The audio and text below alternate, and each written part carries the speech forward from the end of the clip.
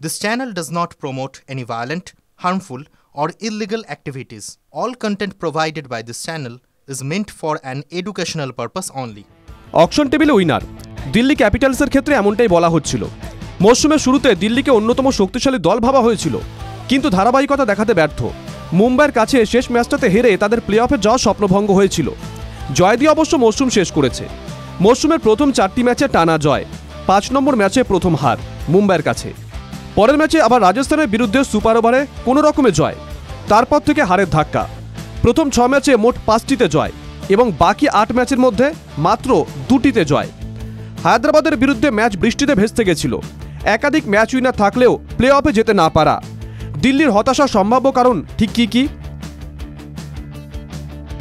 প্রথমত ওপেনিং জুটি, বারবার কম্বিনেশন বদল হয়েছে। লোকেশ রাহুলের কথাই ধরা যাক, কখনো ওপেন করেছেন, কখনো মিডল অর্ডারে ব্যাটিং। কোনো ওপেনিং জুটি থিতু হতে পারেনি।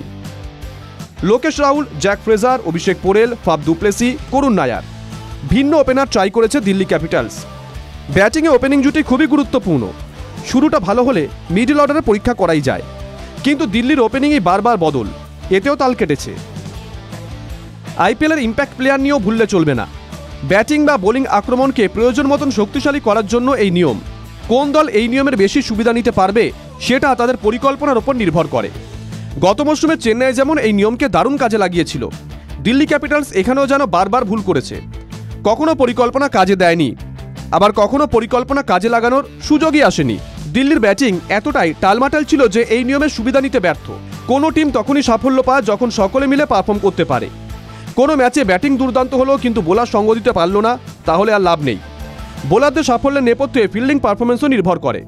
ক্যাচ, গ্রাউন্ড ফিল্ডিং মিস হলে বোলারদের আত্মবিশ্বাসও ঘাটতি দেখা যায়। দিল্লি বোলিংয়ে তারকার অভাব ছিল না।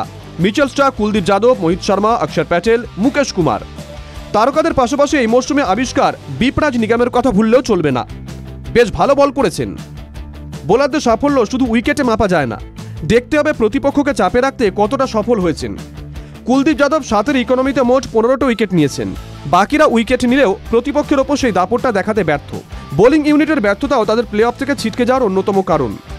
অপেক্ষা আগামী মৌসুমের ভুল শুধরে নতুন শুরুর। Bureau report, TV9 Bangla digital.